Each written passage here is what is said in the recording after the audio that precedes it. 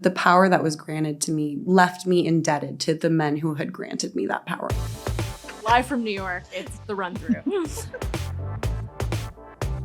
This is The Run Through with Vogue. I'm Chloe Mel. And I'm Jo Minardi. And we are here in the Vogue offices in New York studio in front of a live studio audience.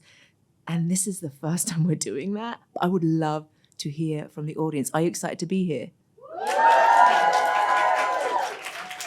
Emily Ratajkowski, welcome to The Run Through. Thank you so much. Thank you for having me. You must be one of the most photographed women in the world. I can't imagine having to get dressed every day if you're photographed every single day. What is that like? How do you... I don't think I've seen a bad photo of you on the street. I don't know about that. When there's that many pictures, and Lord knows I can't control the lighting outside my home. No, I mean, yesterday I took my son to preschool in sweats and sneakers, and somehow those pictures are still circulated. I'm like, who cares? It's the most boring thing ever. But yeah, it is definitely something I think about because the longevity of those and the distribution of those images is so bizarre to try to comprehend. I one time had the revelation, and I've repeated it many times since, that, one image of me going to get coffee could be the picture that people see when I die, when they Google my name. Right. And that's so weird. It's a really bizarre thing because I think there's obviously so much media that there's also some things that are forgotten, for sure. Yeah, it's really weird. So getting dressed, I don't know. I was saying this the other night. I was at my friend's book release, and I was speaking to a reporter, and she said, how do you get dressed for an event like this? And I don't know what came over me, but I was like, have you ever seen the movie 13 Going on 30?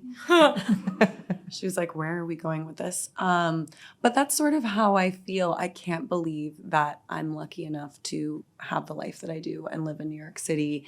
And even though there is pressure and there's whatever, I sort of just dress for myself and really enjoy the fact that I'm an adult who gets to decide what kind of woman I want to be, whether that's me wearing sweats to drop off my son at preschool or, going to Vogue for Forces of Fashion. I just try to enjoy it. I think of it as a self-expression. What age did you start modeling? It sounded like your parents encouraged you. Is it something that you wanted to do? Were you interested? I mean, a lot of young girls at that age, that's the dream, Yeah, my mom always says, you wanted to do it. And it's like, well, no shit. I was 13. Yeah. Who doesn't want to be a model, and especially we're talking Y2K era, Britney Spears, Christina Aguilera, this real, the most, to me at that moment, the most powerful and important women were famous ones and photographed ones. So I wanted to be a part of that, especially in middle school when right. I was like, what do I even look like? Am I a monster? Am I hot? Whatever. And so it was this sort of course I wanted to do it, And how do you think those first jobs guided your experience of modeling and guided your professional path overall? They didn't. I think that one thing that, there are stories where people are like, I did this one job and then I did this other job and then bam.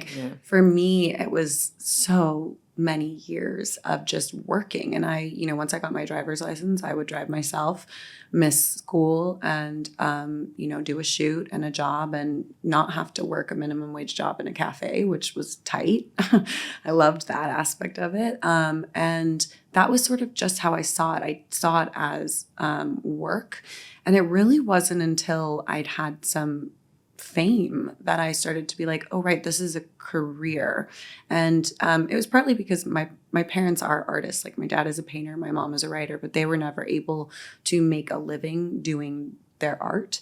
They had to have a profession. So there was this real kind of separation of church and state for me about how you made money and what you actually did. So I went to a year of college and I was majoring in art, and it sort of I was planning on this just always being my side hustle that kind of allowed me to do what I really wanted to do. But I graduated high school in 2009, so the housing market had collapsed. I was very scared of student debt. I had seen what my friends were dealing with who were older than me. So when the opportunity came I was working a lot more, I was like, I mean, do I need a degree in art like right now, and maybe I should and everybody also, really emphasized the idea of women can only model until they're maybe 30, maybe. And that's if they're really lucky. So I felt like, oh shit, I guess I better do that. And that's when I dropped out. Your big break, for the maybe one person in this room who doesn't know, was the Blurred Lines video. How long ago was that? 10 years now? Yeah, 2013. Do you ever, exactly. Do you think back on it differently now? Or do you think on the experience like, oh, poor baby Emily, this was maybe different than I thought it was at the time? Or I mean, I wish I was better at, oh, poor baby Emily. I don't think I've ever said that in my life. I need to probably do that more, be more therapeutic.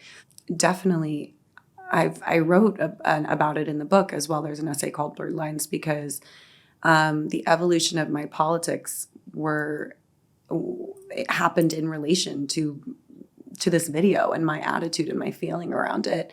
And can you explain how a little bit? Yeah, it's very complicated. When I was 21 and I became famous for basically dancing around naked in a music video, a lot of people came for me, not just the video and the lyrics and all that, but just for me as a 21-year-old girl who my body was in this video. And I was very defiant because I was like, no, I get to do what I want and choice is powerful and I can be in my body and feel good about it. And don't tell me that I'm not a feminist. I was raised by a feminist mom. Politics were a big part of my conversation. It wasn't something that I hadn't believed in before.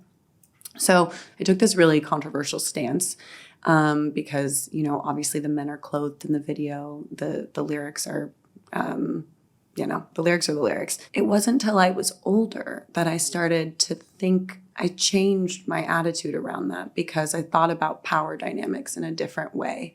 And I think that, when you are in your early 20s and you are using your sexuality, you can mistake the attention that you're getting as being power. And so writing about the actual dynamics of the set, it was a female director and there were a lot of women, but who was actually in control, who was entitled to my body, whether or not I was safe, it made me realize that actually, this mistake that young women make, which is a fair one, because I don't know that I would be sitting here had I not done that video, which is very important to kind of recognize. I think a lot of people want to kind of skip past that. Young women really believe that that's it. That's power, right? It's just like the Britney Spears thing. It's like, why did I want to model in the first place? And I think what occurred to me kind of from much, not because I wanted this to be true, was that, it's really, I think how I put it in the book is the power that was granted to me because of male desire left me indebted to the men who had granted me that power in the first place. And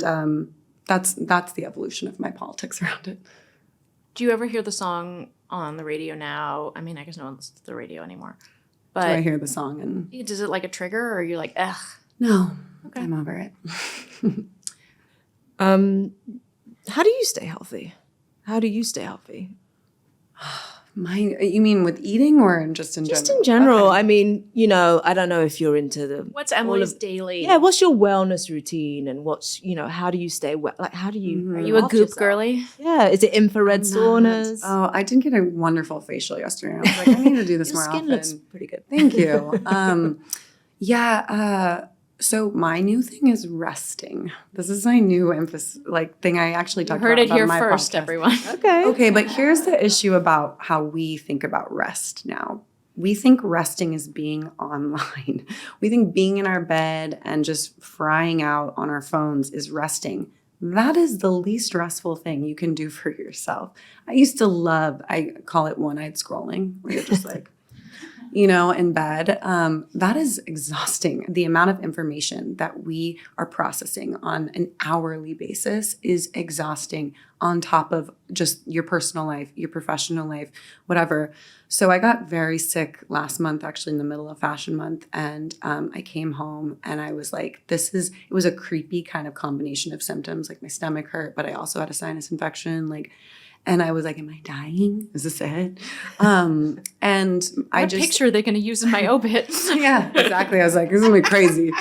Maybe picking up my dog's poop. I don't know. No, but I basically kind of did something different than I'd ever done before, which is I just didn't look at my phone and I didn't work because I never think of it as working. I'm like, I just answered a couple emails. That's working. And that's exhausting. And it's a really different type of thing to go offline and I watched movies, not with also scrolling and not with, reading articles and not with taking that hot TikTok take, like just rest. So I really believe in that now. And one of the ways that this has helped me is having a 2.5-year-old who's growing so rapidly that I'm scared of missing moments with him. So I've learned to be like present in a different way, and it helps. I feel better. In your book, you write about, or I think it was in a podcast interview maybe with Ashley Graham, about how you write every day and that's sort of a meditation of sorts. Is that still something you do? No. Okay. God, no. Lots to keep up. Yeah, I mean, I'm not an artist way girly. Writing for me is torture and not therapeutic. I mean, it's the best. It is cathartic at the end of the day, but no, I don't keep a journal. Yeah. I agree with you about writing being torture. It is. It's like how people talk about exercise and working out, where they're like, it's so awful, but then you feel so good. Yeah. And what was it like finishing your book? I mean, didn't you have like that kind of, you get that euphoria and then you crash? It's like Dorothy Parker said, everyone loves having written. No. Yes. No. Yeah, it's true. I mean, it's weird. I do, the energy I have after a day where I've done a decent amount of work is really, that's something. I'm in a good mood. Yeah, I had just had my son when I finished the book, and that was really wild because I'd written like 90,000 words before I even sold the book. So the book was like kind of done, but then I was That's a long book for people who don't know how. Normally you sell like one essay, you'll sell, something, and then you write the rest of the book. I was so prepared for people to underestimate me that I was like, and I was just so tired. I feel like I hear people say, oh, I'm going to direct this movie. I'm writing a script. Whatever. I was like, before I say one single thing, I'm going to write the actual book. But then the editing process is really serious. And there were things I wanted to add in and whatever. And mom brain is a real thing. Yeah. And I had a moment where I remember just sitting and being like, I've ruined my life. Like I don't have my brain anymore because I gave birth to this baby and I'm not going to be able to finish this book. And it was like. How long did it take for that shift to? I mean, it's funny. One of the essays that I wrote after he was born is sometimes what people will come up to me and be like, that's my favorite essay. At the time, I couldn't think of words. I didn't feel that like connection to the focus that I wanted. But it worked out. I would say by the time I was doing press for the book, which was November, and I'd locked the book by June, I was like, when was your son born? March. Okay. Yeah. You said that you were afraid that people might underestimate you. Do you think that do you feel that people underestimate you? Has there been an example of that you can talk about? Or people underestimate femme presenting people. Agreed. I'm not special in that way. I want to be clear. And I think that, you just have to kind of, one thing that's happened is I just don't care as much. People can underestimate me all they want, and that's fine. It doesn't impact me. I used to really have this feeling of like, oh my God, I have to prove something. I have to do something. I have to, have this accolade, or, the book needs to reach this kind of success, or this person needs to approve of it. Or, did I say, now doing podcasts or my own podcast, did I say like too much? Did I say yeah too much? I don't care. If you don't like what I'm saying or can't understand it because you're so caught up in your own sexism about the way I'm speaking and my vocal fry, well, fuck you. Sorry. I'm sorry. You said goddamn, so I felt like I was allowed. We allow. Thank you so much. Thank you. I'm like, let's get rowdy in here. No, but I don't mind it. And I think everyone has experienced, that before. I want to hear about your son. What's his favorite thing in the whole world? Well, he's very excited about being a purple octopus for Halloween. Excellent. And What are you being? Well, so he keeps changing. It's really stressful. He keeps being like, "Mommy's a shark. Mommy's a crab." I'm like, you gotta pick something. You got to commit. I'm sure also, by the way, at the time he gets this octopus costume, he's going to be like, no, I want to be whatever else. But it seems we have a sea theme. Okay. No, he's amazing. His favorite book right now is Eloise, which I'm quite proud of because I love that book. That's very chic. Yeah, it's chic and it reminds me of my own childhood. And there's actually so much for him to kind of think about in it in a way that's cool. And yeah, he's just I'm his mom, but I do think he's the best, you know? Who do you go to for mom advice? I have a really amazing network of mom friends that kind of came together, pandemic babies. And we have a group called Moms. And it's just fun. I mean, Sly had a rash on we were in the bath. This was last week, and a rash developed on his body. And I was like, oh my God. And I sent crazy pictures to the mom group, and everybody sent their crazy pictures of rashes. What was it? I think it was actually just an allergic reaction, but I was worried it was hand, foot, and mouth. So, which is a whole. We just had that. It was terrible. So it turns out that's going around, which I wouldn't have known had I not had this mom group. So yeah, and I think that there's a real like dryness to this generation of moms are so refreshing because they're just so honest about all the feelings that they have around this shift in identity and this responsibility. And I think that's so much more healthy. Do you think about your mom differently now that you're a mom? Or the way she parented? Yeah, I think about both my parents differently, definitely. It's bizarre to come into the world and be like mother, father, and then, my parents were always very bohemian, so they always felt like friends, but just realizing like, oh, they had this whole life before, and then they had this baby that they had to, take care of. And without the internet and without the kind of attitude of just brutal honesty, that mommy blogging, thank God, kind of brought around actually over 10 years ago. I remember we shot you actually when you were quite pregnant and you were glowing. It's one of my favorite pictures of you.